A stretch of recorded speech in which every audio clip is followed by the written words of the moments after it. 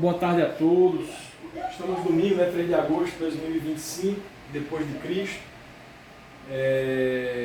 Teve um louvor, que ouvimos há pouco tempo, chamado Poderoso Deus, na versão da Vicky Mann. Eu gosto muito de analisar os textos dos louvores, e é um louvor que está alicerçado na palavra, é muito bom. A gente sempre se consagrar, agradecer e se alegrar em Deus para fazer a vontade dele e alegrá-lo. A alegria do Senhor é a nossa força.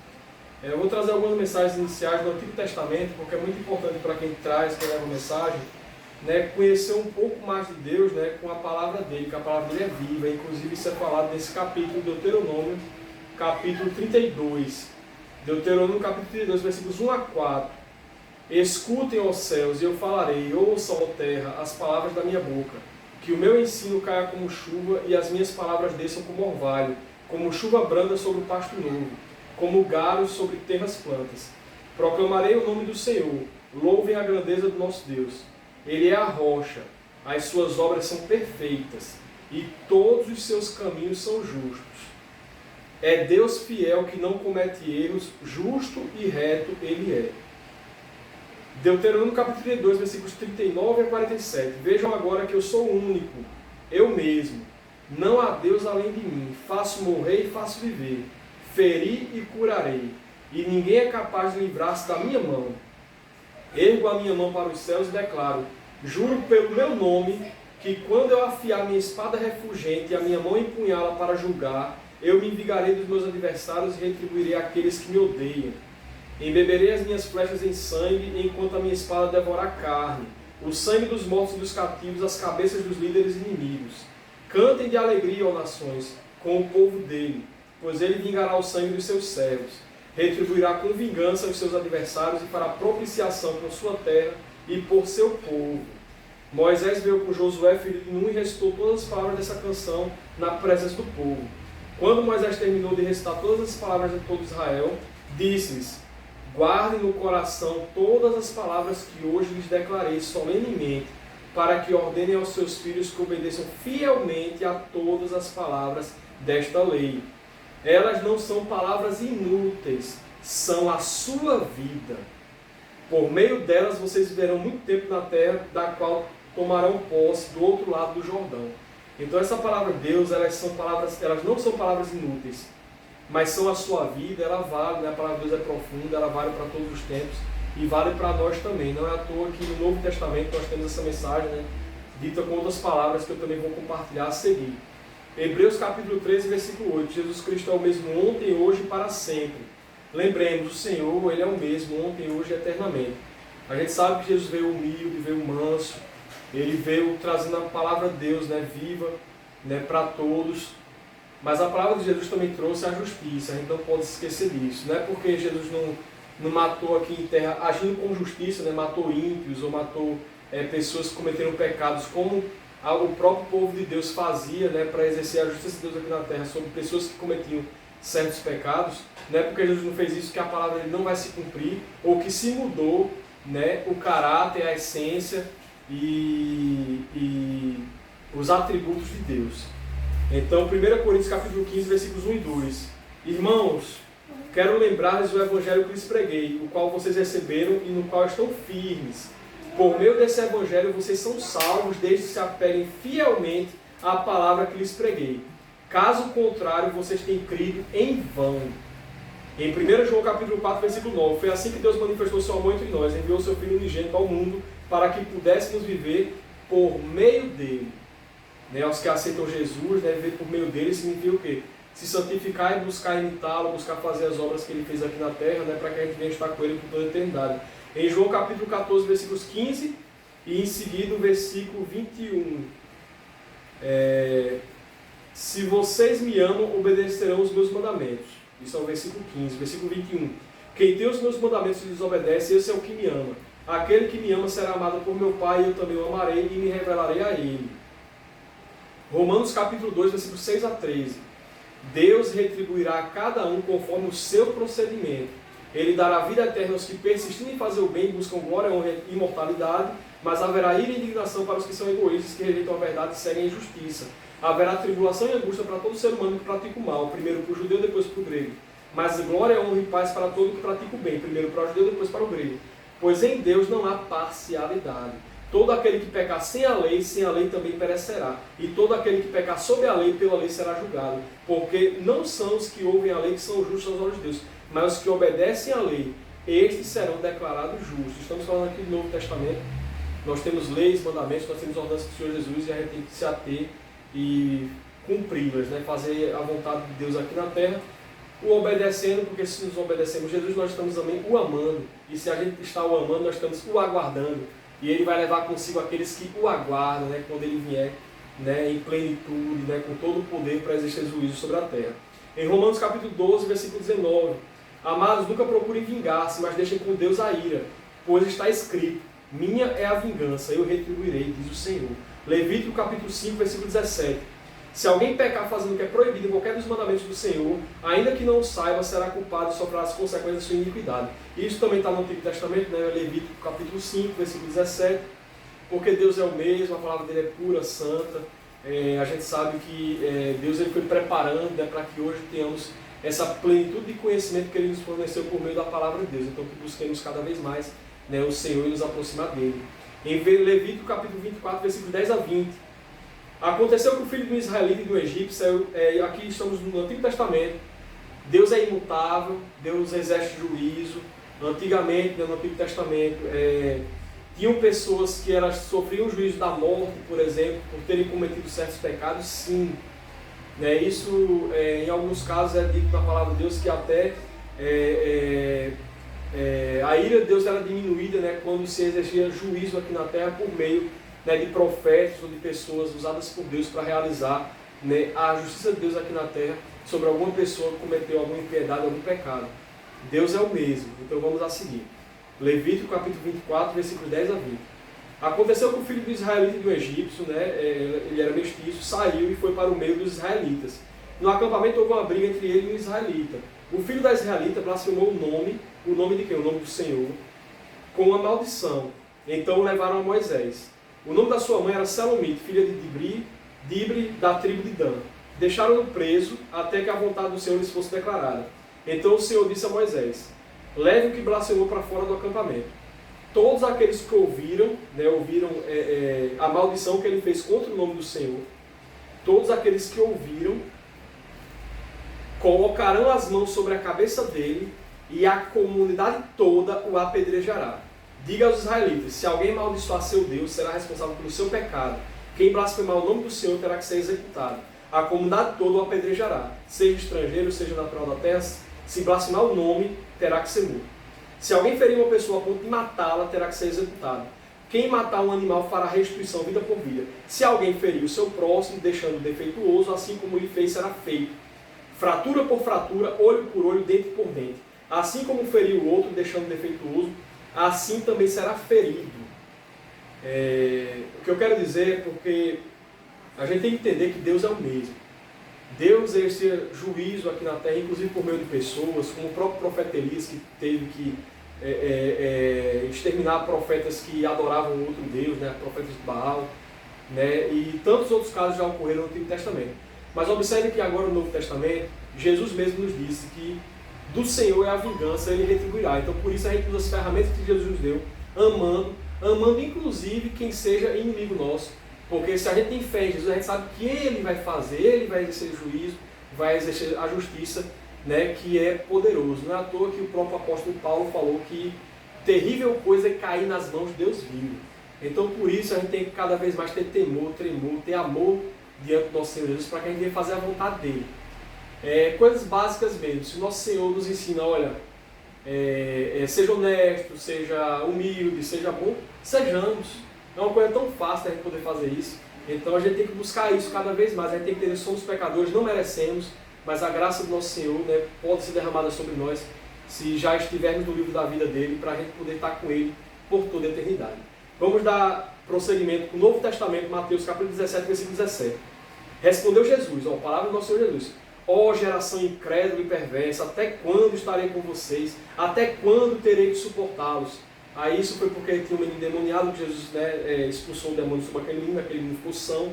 Né, e essa mensagem também está em Lucas capítulo 9, versículo 41, né, e o finalzinho só muda o texto, né? Um é traga-me o menino, o outro traga-me aqui o seu filho, né? O filho do pai que relatou, né, o problema com aquela criança. Isaías capítulo 3, versículo 6 a 11, no Antigo Testamento novamente. Chore, pois o dia do Senhor está perto, virá com destruição da parte do Todo-Poderoso.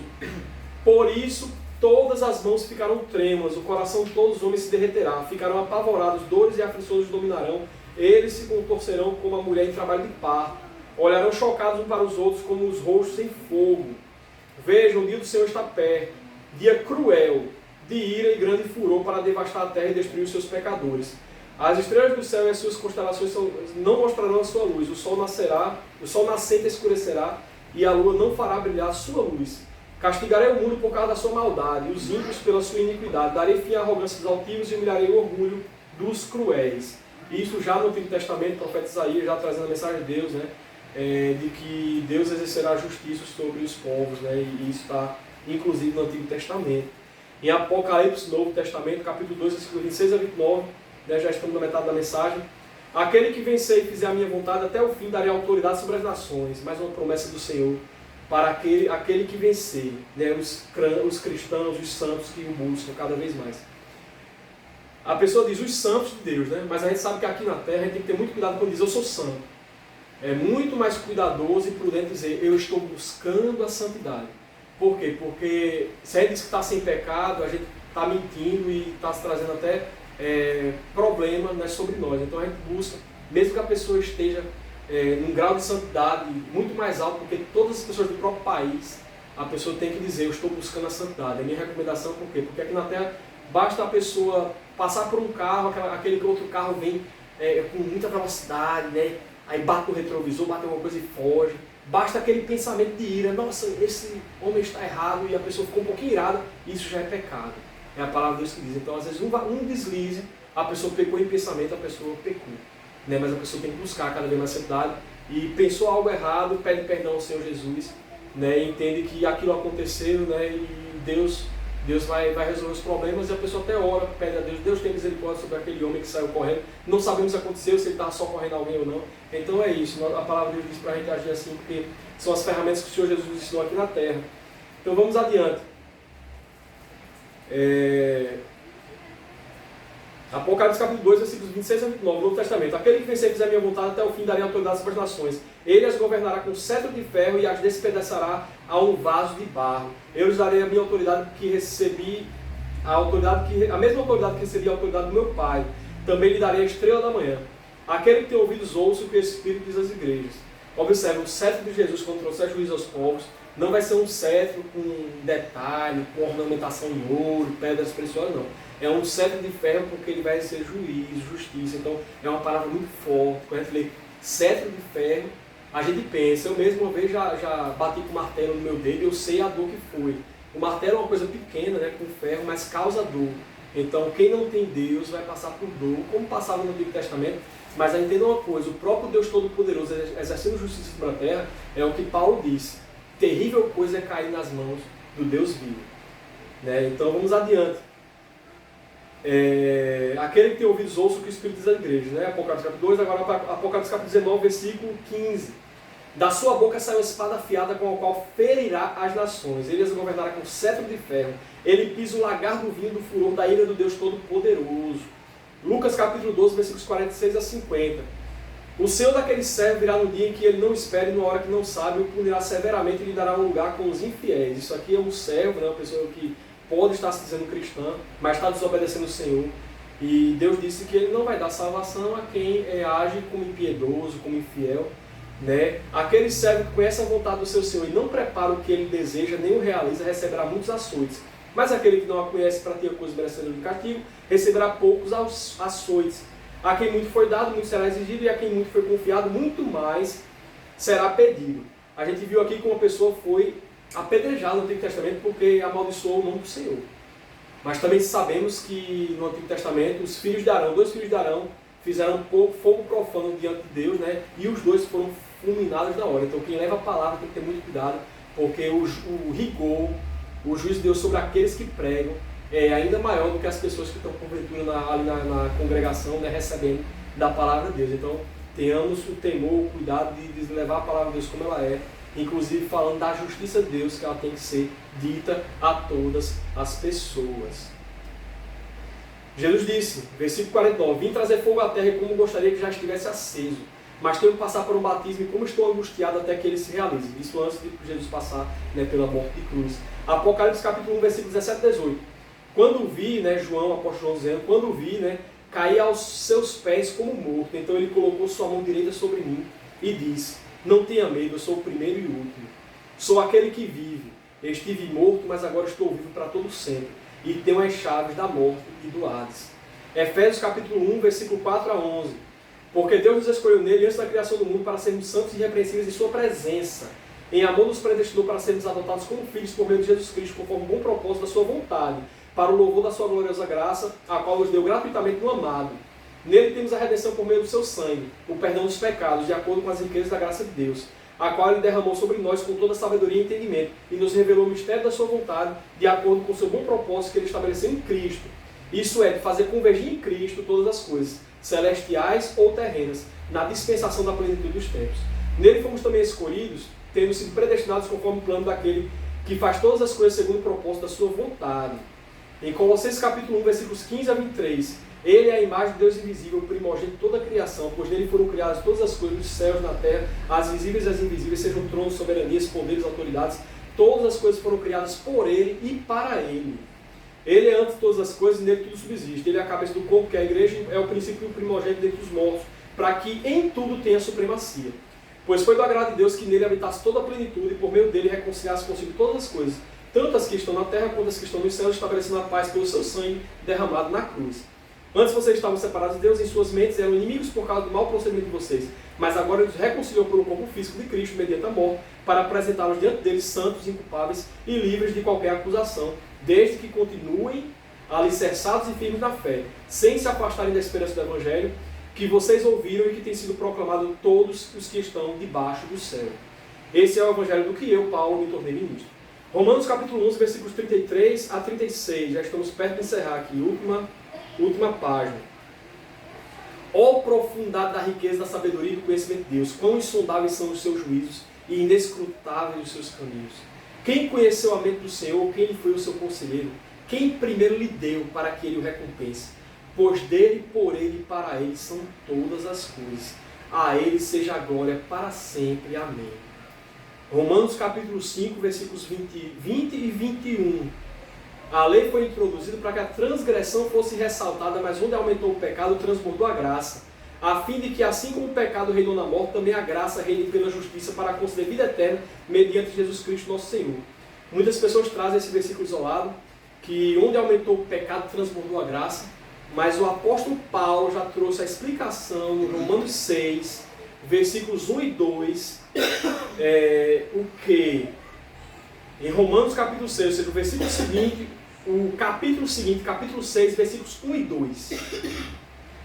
Que diremos então? Continuaremos pecando para que a graça aumente? De maneira nenhuma.